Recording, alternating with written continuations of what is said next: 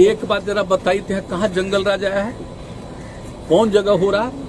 यहाँ पर कहीं कोई घटना घट गई तो आप जरा बता दीजिए। तो इस दुनिया में कोई देश है, इस देश में कोई राज्य है जहाँ पर कोई झंझट आपस में नहीं करता है? जंगल राज चल रहा है, जनता राज चल रहा है, समझ गए ना?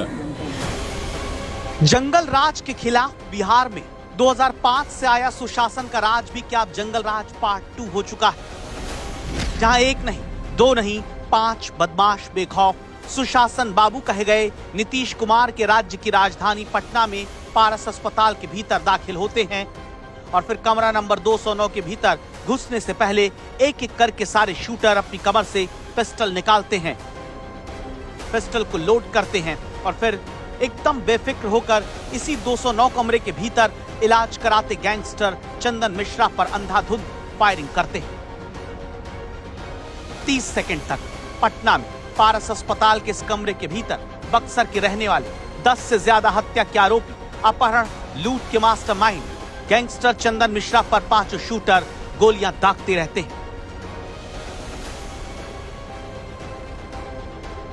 30 सेकंड के भीतर गोलियां चलाकर 5 शूटर एक एक करके बाहर निकलते दिखते हैं। एक भागता हुआ दिखता है, दूसरा उसके पीछे जाता है, तीसरा फिर आता है, चौथा निकलता है, 5वां शूटर जो सबसे पहले दाखिल हुआ वो तो बेहद आराम से बाहर निकलकर चहलकदमी करते हुए जाता है।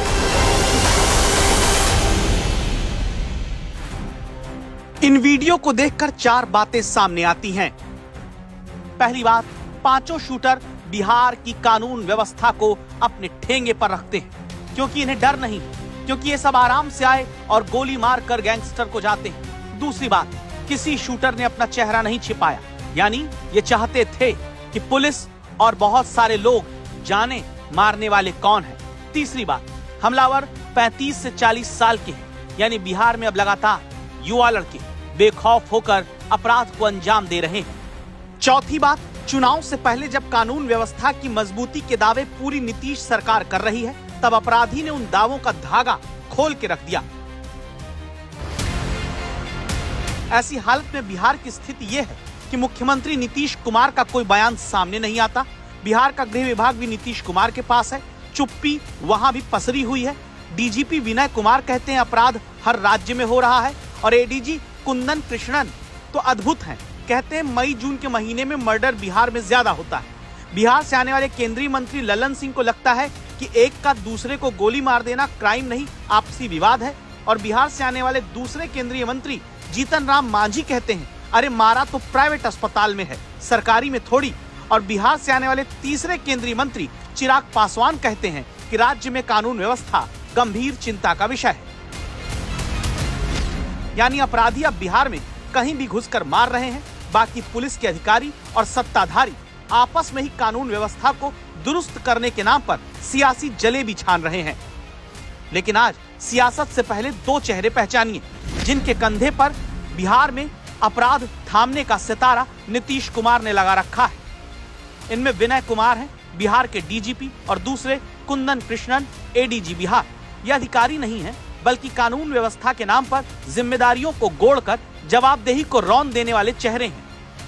क्यों का जवाब इस बयान को सुनकर समझिए। पारस जो एक काफी प्रसिद्ध अस्पताल है पटना का, उसके एकदम हॉस्पिटल के अंदर हुआ है।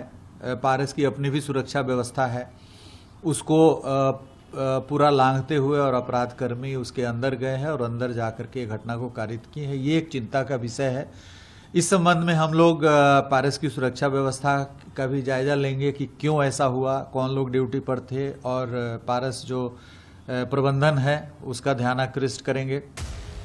बिहार पुलिस के सबसे बड़े अधिकारी विनय कुमार को अगर नीतीश कुमार अब भी पद पर रखते हैं तो हो सकता है कोई मजबूरी होगी, वरना जिस राजधानी में पुलिस मुख्यालय से केवल 2 किलोमीटर दूर पारस अस्पताल में घुसकर 5 शूटर गोलियां बरसाएं, शूटआउट को अंजाम दें, वहां ये डीजीपी इस पर्दे में अपना चेहरा छिपा लेना चाहते हैं कि अरे हम क्या करते, सुरक्षा तो पारस अस्पताल की कमजोर है। ऐसे अधिकारी किस काम के हैं? क्योंकि जिन डीजीपी को यह पता करना था कि पुलिस मुख्यालय से 2 किलोमीटर दूर कैसे बदमाश बेखौफ गोली चलाते हैं, जिन डीजीपी को यह पता करना चाहिए कि शास्त्री नगर थाने से 2.5 किलोमीटर दूर शूट आउट कैसे अपराधी कर रहे हैं, वो तो किसी सिक्योरिटी एजेंसी के मैनेजर की तरह कहते हैं पारस अस्पताल की सुरक्षा चेक करेंगे।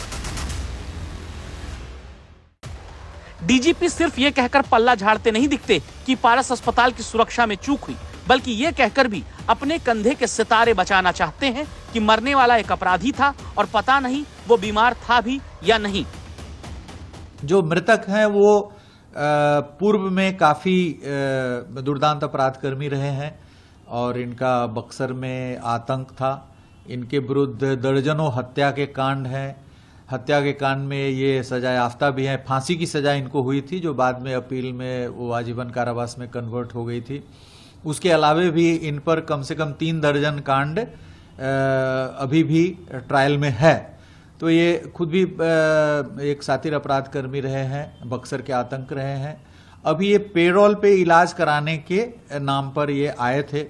इसकी भी जांच की जाएगी कि वास्तव में इलाज इनका कुछ होना था या इलाज का बहाना बना करके अपने किसी गतिविधि को अंजाम देने के लिए आए थे। ऐसा बताया जा रहा है कि ये पाइल्स का ऑपरेशन कराने के नाम पे शायद बाहर आए हैं। तो देखना पड़ेगा कि इनका पाइल्स का ऑपरेशन हुआ नहीं हुआ। डीजीपी के बाद अब कुंदन कृष्णन एडीजी बिहार से मिली है, जो डीजीपी से 2 हाथ आगे निकल गए। बिहार पुलिस के हुक्मरानों में से एक ने जुर्म का ऐसा मौसमी कनेक्शन निकाला है कि बिहार के 77% खेती से जुड़ी आबादी को ही सुशासन में बेलगाम अपराध के लिए मानो जिम्मेदार ठहराया जा रहा है। मई जून में ज़्यादा मर्डर होते आई है वर्षों से। अप्रैल मई जून जब तक बरसात नहीं होती है ये सिलसिला जारी रहता है, क्योंकि ज़्यादातर किसान को कोई काम नहीं रहता है। संवेदनहीनता, गैर जिम्मेदारी की सारी हदें तोड़ दी गई। जहां डीजीपी अस्पताल की सिक्योरिटी पर सवाल उठाकर बचना चाहते हैं, एडीजी मानसून को बिहार में मर्डर का सीजन बताते हैं। डीजीपी को लगता है कि गैंगस्टर है तो कोई भी आकर मार ले, हम क्या करें। और एडीजी को लगता है कि किसान के पास काम नहीं होता तो वो अपराध करता है।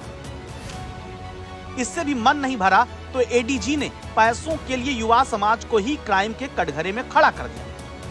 नवयुवक ज्यादा पैसा के लिए सुपारी किलिंग शुरू कर दिए हैं। तो एक नया सेल इसी माह हम लोग गठन किए हैं।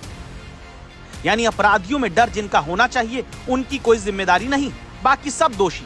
और अगर अब भी नीतीश कुमार ऐसे अधिकारियों के भरोसे कानून व्यवस्था को रखते हैं तो ये वीडियो वो लगातार मोबाइल पर देखते रहें, जहां चेहरा बिना ढके पटना में गोलियां फिल्मी स्टाइल में चलाने वाले 5 बदमाश बता रहे हैं कि उन्हें सुशासन की पुलिस से कितना डर लगता है।